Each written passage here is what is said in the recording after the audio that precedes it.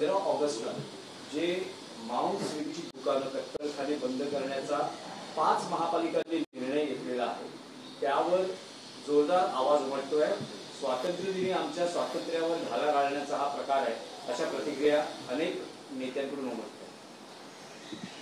देवेंद्र फडणवीस यांनी महाराष्ट्राला, छत्रपती शिवाजी महाराजांच्या महाराष्ट्राला, मर्द मराठ्यांच्या महाराष्ट्राला शाकाहारी राज्य म्हणून घोषित केलंय का?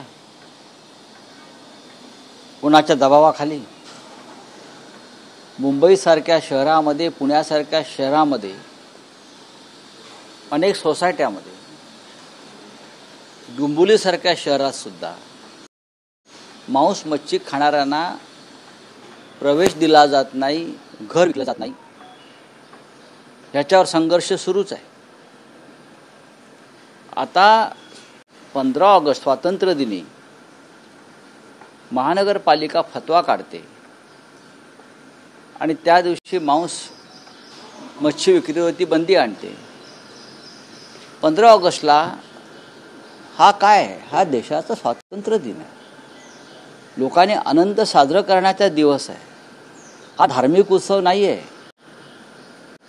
हा शौर्याचा दिवस आहे। लक्षात घ्या, हा शौर्य दिवस आहे। या दिवशी आम्हाला विजय प्राप्त झालेला आहे, आम्हाला स्वातंत्र्य मिळालेलं आहे आणि ते स्वातंत्र्य नरेंद्र मोदी, अमित शहा किंवा देवेंद्र फडणवीस यांच्यामुळे मिळालेलं नाही आहे। या स्वातंत्र्यासाठी रक्तपात झाला, हिंसाचार झाला, बॉम्ब फुटले, लोकांनी तुरुंगवास भोगला। त्याच्यामध्ये भारतीय जनता पक्ष किंवा आता जी विचारसरणी आहे मांस मच्छी न खाणाऱ्यांची, ते कुठेच नव्हते। आणि तुमच्याकडे मागणी केली कोणी की स्वातंत्र्य दिनी मांसाहार वर्ज्य? हे काय नवीन थोतांड आहे या महाराष्ट्रामध्ये? आणि या थोतांडाचे जनक कोण आहेत? देवेंद्र फडणवीस सांगतात काँग्रेसच्या काळामध्ये। अहो, काँग्रेसचं सोडून द्यावं, तुमचं बोला। काय झालं की काँग्रेसच्या काळात तुमच्या स्वप्नात सुद्धा तुमच्या छातीवर काँग्रेस बसलेली आहे आणि आम्ही बसलेलो आहोत।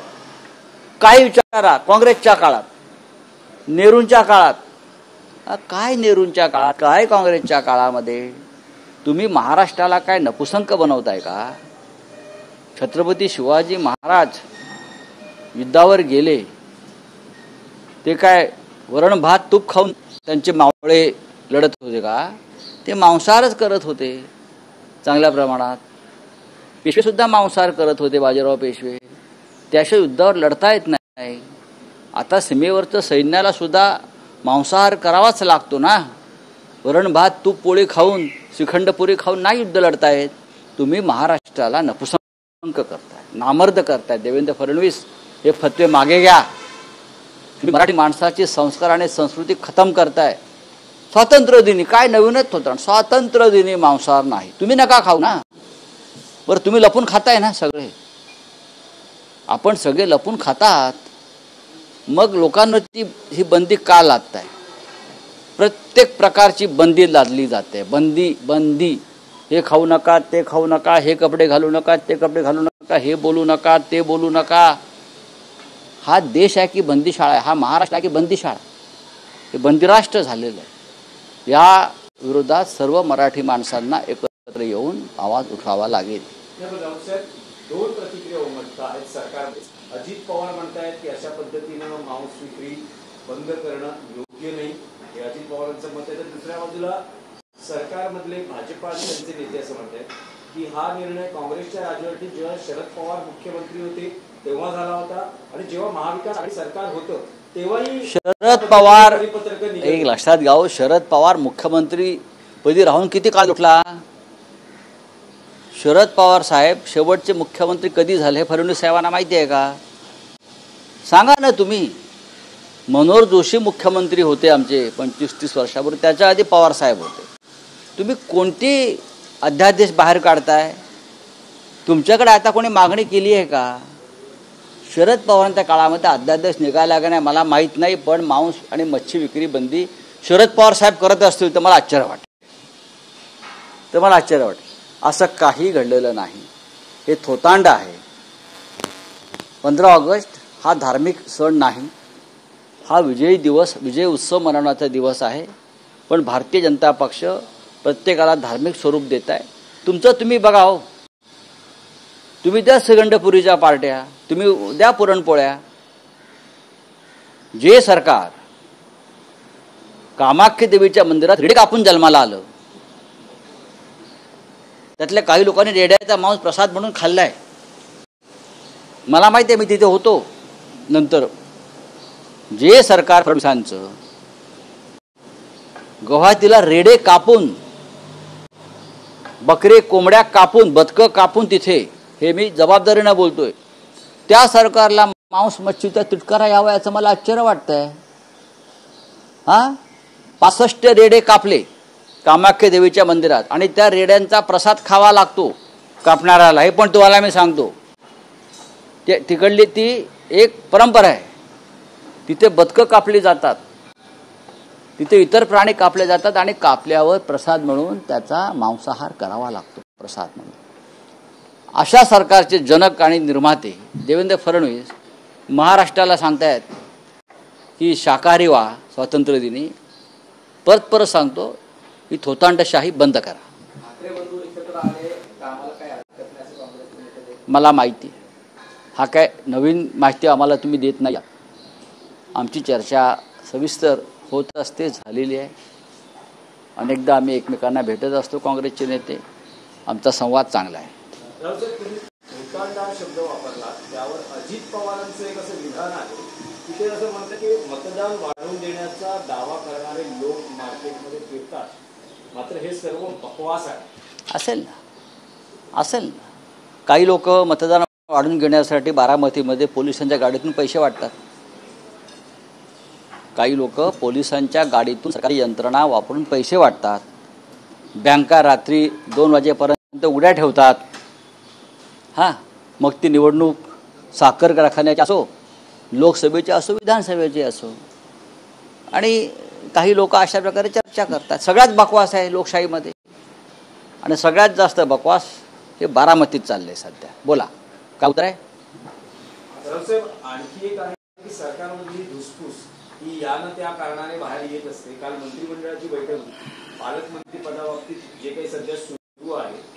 काल बैठकीला अमित शिंदे उपस्थित नव्हते आणि भरत गोगावले दिल्लीच्या माझी जी पक्की माहिती आहे त्यानुसार दिल्लीतून मुख्यमंत्री देवेंद्र फडणवीस यांना सूचना दिलेल्या आहेत. या कटकटी होतच राहणार आहेत. एकनाथ शिंदे आणि त्यांच्या लोकांना फार गांभीर्याने घ्यायची गरज नाही. दुर्लक्ष करा आणि तुम्ही तुमच्या पद्धतीनं राज्य चालवा, अशा प्रकारच्या सूचना देवेंद्र फडणवीस यांना दिल्लीतल्या वरिष्ठांकडून पक्क्या सूचना. जसं मी तुम्हाला काल सांगितलं की मिस्टर एकनाथ शिंदे अमित शहाना भेटून पालकमंत्रीपदाबाबत रडाणं गात होते, तेव्हा गृहमंत्री म्हणाले की देशाचा गृहमंत्री पालकमंत्री ठरवत नाही. हा मुख्यमंत्र्यांचा अधिकार आहे. पालकमंत्रीपदासाठी देशाचा गृहमंत्री आदेश काढत नाही. तर तुम्ही हा विषय महाराष्ट्रातच संपवा. आणि सीएम साहेबांना आमचं सांगितलेलं आहे, दुर्लक्ष करा, फार गांभीर्याने घेऊ नका, बघू पुढे काय करायचं ते. यातला एकही शब्द खोटा नाही. ते ठीक आहे. ते हा प्रशासकीय एक विषय असा आहे की भले तो विषय कबुतरांचा जरी असला, आज हायकोर्ट त्यावर काही सुनावणी आहे, वातावरण तापलेलं आहे. जैन समाज आक्रमक आहे, अगदी हिंसेची भाषा केली जाते. करू द्या ना. आज मराठी एकीकरण समिती, मला माहित नाही. बघा, आज तुम्ही सामनाचा अग्रलेख वाचला असेल, त्याच विषयावर आम्ही आमची भूमिका स्पष्ट मांडली. माणसं जगवायची की कबूतर, कुत्री, मांजरं जगवायची, हा विचार भूतदयावाल्यांनी केला पाहिजे. या महाराष्ट्रात 700 आत्महत्या शेतकऱ्यांच्या 3 महिन्यात होतात. रेबीजमुळे आणि कुत्रा चावल्यामुळे वर्षाला 2 लाखावर माणसं बाधित होतात, मरण पावतात. तर कोणाकडे लक्ष देणं गरजेचं आहे? माणसांकडे. बाकी हे श्रीमंतांचे खेळ आहेत सगळे. चला, मराठा मोर्चामध्ये मुख्यमंत्री देवेंद्र फडणवीस यांनी कट आरोप धनंजय पाटील करतात, मात्र आंदोलनाचे ठाम आहे मुंबईत येण्यासाठी. ठीक आहे ना, हा लोकशाहीने त्यांना दिलेला अधिकार आहे आणि मराठा समाज त्यांच्या हक्कासाठी लढतो आहे. आणि आम्ही सगळे त्यांच्या पाठीशी कायम राहिलो.